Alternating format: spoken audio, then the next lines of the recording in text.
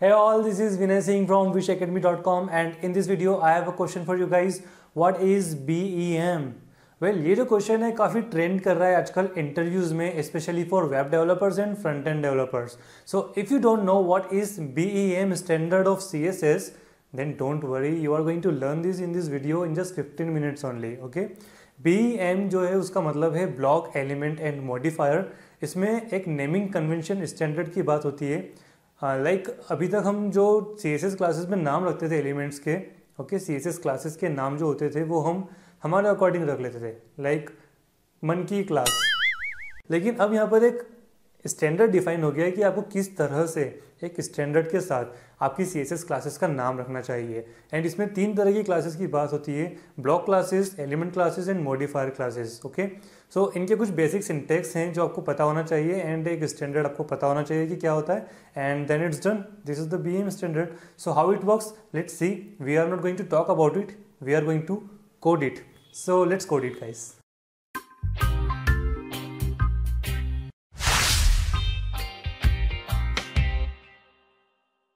So okay guys, let's start to code on BEM standard. यहाँ पर हमारे पास है एक बहुत ही सिंपल सा index.html वेब पेज जिसमें कुछ जनरल टैग्स इंसर्ट किए हैं एंड इससे एक CSS फाइल लिंक है जो आप देख सकते हैं यहाँ पर. एंड इसमें भी कुछ जनरल टैग्स या जनरल स्टाइलिंग इंसर्ट है only. Okay, so let's start. इस वीडियो में हम वेब पेज बनाने नहीं वाले, बल्कि हमारा जो फोकस रहेगा वो रहेगा BEM स्टैंडर्ड पर. Okay, so let's start. सबसे पहले कंपोनेंट्स. सो कंपोनेंट क्या होते हैं अगर आपको नहीं पता है तो यहाँ पर एक लिंक आ रही है वीडियो पे, उस पर आप क्लिक करके देख सकते हैं कंपोनेंट क्या होता है. Just components in short are the individual blocks in a web page. Okay, for example जैसे कि हेडर होता है, हेडर जो होता है एक इंडिविजुअल ब्लॉक होता है किसी वेब पेज का. वैसे ही फूटर होता है, कोई साइड बार होता है, कोई लाइक मेन कंटेंट एरिया होता है. These are the components. Okay, individual होते हैं, इंडिपेंडेंट होते हैं, एक दूसरे पर डिपेंड नहीं रहते. सो इस वीडियो में हम फोकस कर रहे हैं फिलहाल हेडर पर. एंड हेडर के थ्रू हम देखेंगे BEM स्टैंडर्ड हेडर. ओके, सो ये जो कंपोनेंट है हेडर कंपोनेंट, ओके, इसे हम कह सकते हैं कि ये एक तरह का इंडिविजुअल ब्लॉक है. ओके, एंड BEM जिसका मतलब होता है ब्लॉक एलिमेंट मॉडिफायर, उसमें जो ब्लॉक है वो इन्हें ही कहा गया है. The individual components are the block. Okay, and in block में आप जो क्लास इंसर्ट करते हैं इन्हें कहा जाता है ब्लॉक क्लासेस. ओके, सो आप इन्हें ब्लॉक क्लासेस कह सकते हैं, कंपोनेंट क्लासेस कह सकते हैं, लाइक दैट. ओके, या फिर पेरेंट एलिमेंट क्लासेस भी कह सकते हैं. सो एक ब्लॉक जो होता है वो इंडिविजुअल कंपोनेंट होता है, जैसा कि मैंने बताया. हम इसके अंदर एक क्लास हम इंसर्ट कर देते हैं हेडर क्लास. ओके, एंड इसकी हम CSS लिखेंगे तो इस तरह से लिखेंगे डॉट हेडर, एंड इसमें हम लिखेंगे आपका CSS कोड. सो जैसा कि मैंने कहा कि हम वेब पेज बनाने नहीं वाले, हम केवल स्टैंडर्ड नेमिंग कन्वेंशन पर फोकस करेंगे इस वीडियो में. सो इस कंपोनेंट का या इस ब्लॉक का क्लास का स्टाइलिंग जब आप करेंगे तो आप इस तरह से लिखेंगे, right.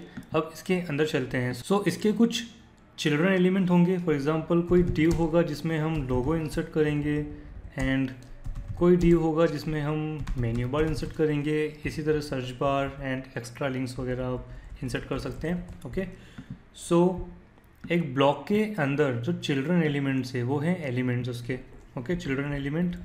And in children element की जो क्लासेस होंगी वो होगी एलिमेंट क्लासेस. ओके, सो BEM में ब्लॉक के बाद जो एलिमेंट है वो इन एलिमेंट की बात वहाँ होती है. ओके, सो इन एलिमेंट की जब हम कोई क्लास लिखेंगे तो इस तरह से लिखेंगे. For example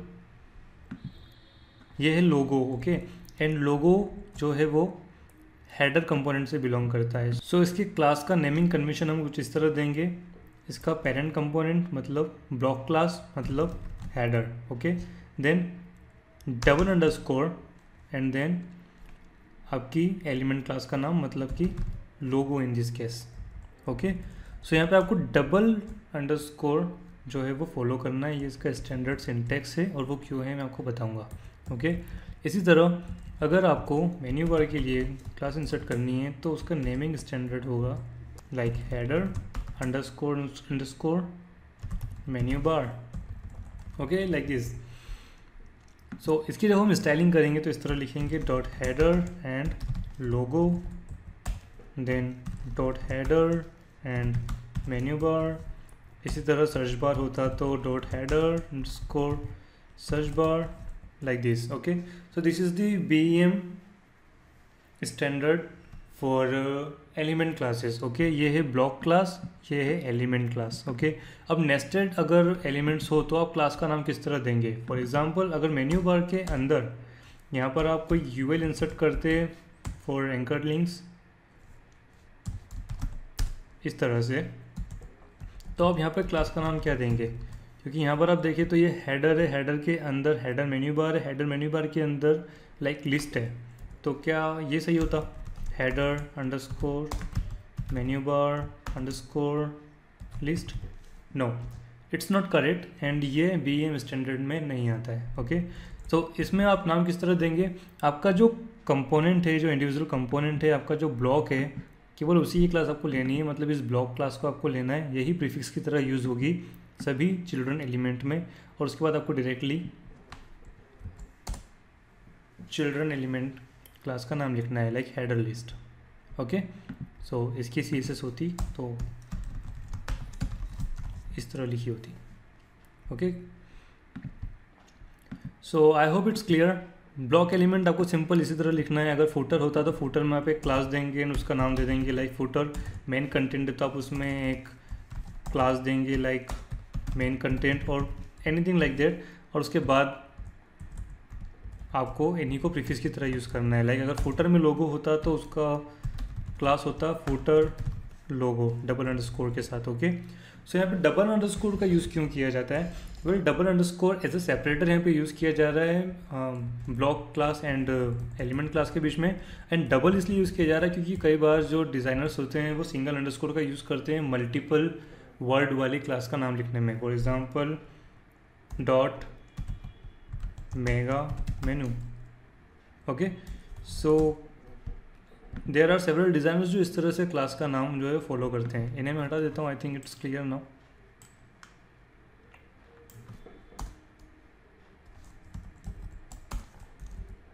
okay, mega menu and like background blue.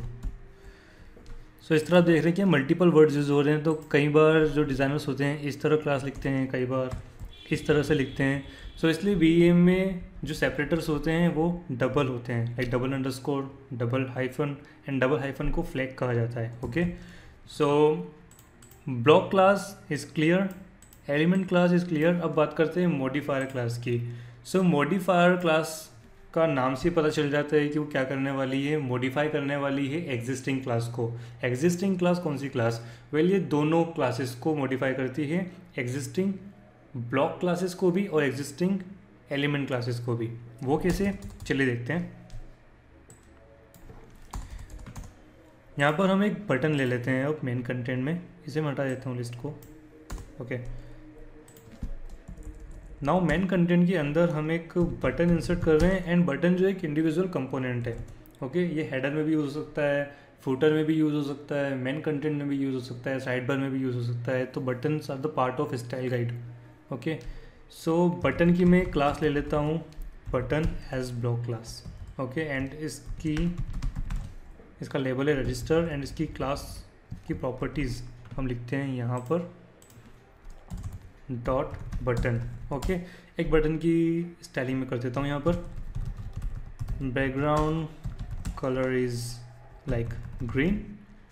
Okay, and colour is white, width is 150 pixel, height